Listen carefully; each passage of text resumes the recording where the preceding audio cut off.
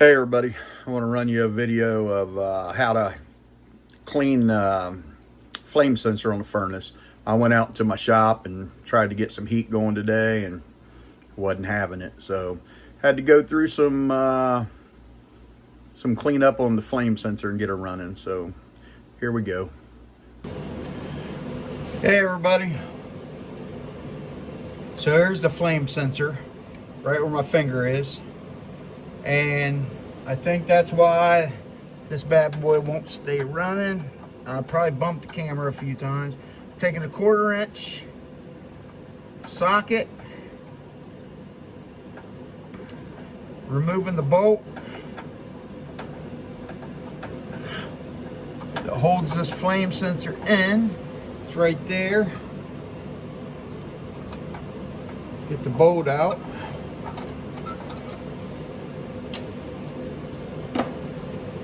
Now let's remove this flame sensor.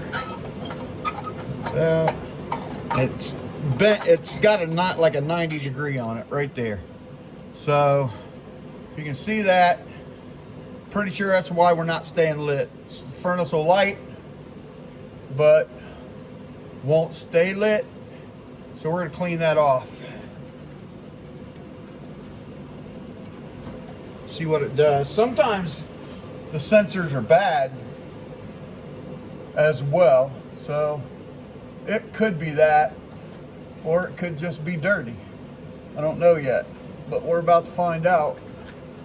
Well, what I didn't bring was something to clean it with, so hold on, I'll be right back. All right guys, so I got a little wire brush, took the flame sensor out. So we're going to kind of try to just clean all the, it's really not that bad, but it don't take much to make them not do what they're supposed to do. So we're cleaning it off really good, polish it. This is a little real fine steel brush.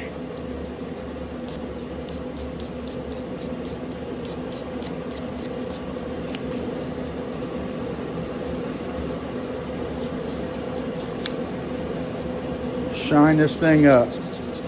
Get the carbon off of it and see if this is our issue with our furnace not lighting. While I'm up here, I'm gonna we've got it kind of cleaned up the best we could, polished up, looks pretty good. I'll grab my magnet while I'm up, because I'm probably going to drop that little screw back in there. If I don't, I'll be lucky. So let's put this thing back in, see if it'll light. Okay, I got you back into the furnace. Obviously I can also see all this dirt up here. We're gonna have to blow that out, clean that out in this fan. This is my shop furnace, so you know it's dirty. My shop's dusty and dirty, so I can expect that out here. I'm going to, if you can see, let me see if I can readjust you because you're a little high here. Let's take you down a little bit. All right. See where my finger's pointing? That's where it's going to go back in. So it's going to go in, it's going to turn that way and set in where it goes. And this is where I told you I'd probably drop the screw 3 or 4 times. Hopefully I don't, but it's pretty far back in there and there's no room. Well, there's one drop. Yes, I know I need a magnetic tip. I understand what you're saying. You're right, but I'm pretty hard-headed. There's 2 drops. All right, let's try it without the socket, see if I can get my fingers back in, and I can't. So that's why I told you I was gonna bring the magnet. So now it's on the magnet. See if I can get it started at least. Magnet sticking to everything. I need a nut driver this size. Is what I really need. All you furnace guys, I know you're probably laughing at me because you all got one in your bag somewhere. That's not working. I'll be right back. Hold on. I'll find me something. Well, let's try this one more time. I got something I want to try. Let me show you how we do it out in the country when we don't want to drive back to town. Take that long extension, put your socket on it, throw your screw in there, put you a piece of tape on it. Always keep duct tape around. Let's try this again. So we're gonna line it up and we're gonna drop it. Not the screw, but I dropped it. And now we're gonna try to get this bad boy started in there. I think we got it. All right, got the screw started. Now we can get rid of the tape.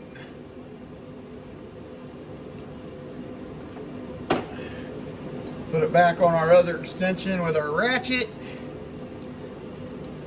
Always remember, there's more than one way to do things. It's okay to think out of the box. Some people probably go, oh, you don't have the right tools, and you're not always gonna have the right tools. So, do you let that stop you from doing what you gotta do? Absolutely not. You keep moving. Figure it out. It's what I think the world's coming to, that no one thinks anymore. No one wants to do anything. So, I wasn't raised that way. I was raised to figure it out, to be a problem solver, get stuff done. Stop paying somebody every time something don't work. Stop paying someone to come out and fix it. Try to figure it out. So, okay, I plugged it back in, flame sensor's back in, plugged it back in. I'm gonna go fire this thing up. I'm gonna leave you guys to watch it for me. Hopefully,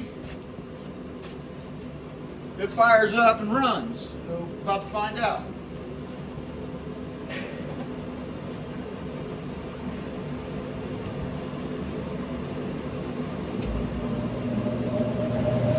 Alright. It's kicked on. It's got to go through its process.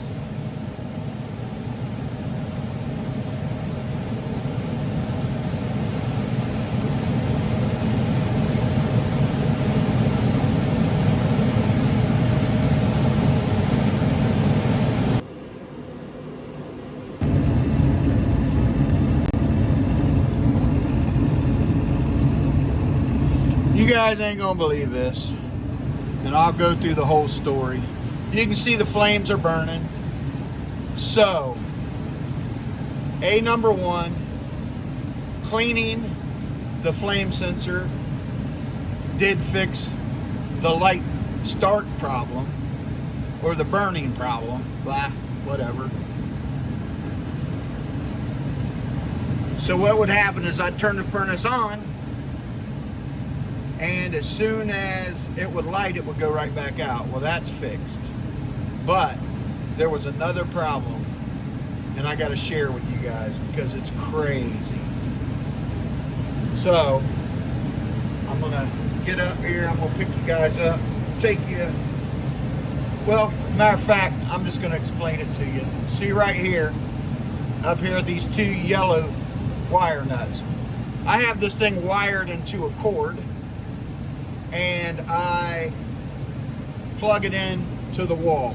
So I got it wired right there to an extension cord, orange extension cord, wired, nutted off, black and white, and then I just plug it into the wall.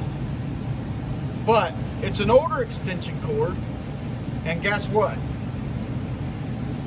It will plug into the outlet either direction.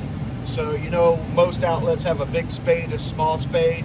This old extension cord's just got two spades on it. If you plug it in upside down, it reverses the polarity and it won't do anything. So you guys probably won't have this trouble. I know you won't have this trouble in your house, but this is an old shop furnace. So, well, it's not that old, but it's a shop furnace. So my next fix is I'm going to wire it straight into a breaker to make sure that can't happen again, because I unplug it when I go in the house when I'm done. And I plugged it back in, and go figure, I plugged it in upside down, wouldn't do anything. So that was my second problem.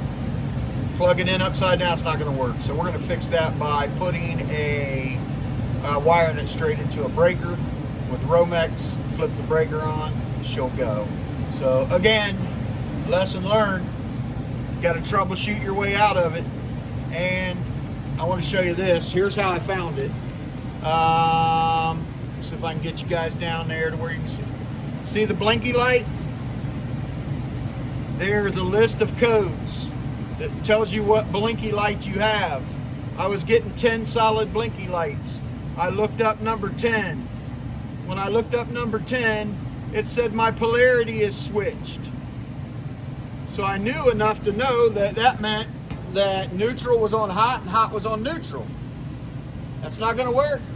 So I went over and I checked my plug, and absolutely you can plug it in upside down or right side up. So that's what we're going to fix. Again, we fixed it. That's what we need to do. We got heat in the shop. That's what we got to have. But troubleshoot your way through these things and figure it out. You can find it out. Like today's world, there's a lot of things that'll tell you how to figure things out. So we got heat in the shop. That's what matters. All right, guys. Thanks for watching. See ya.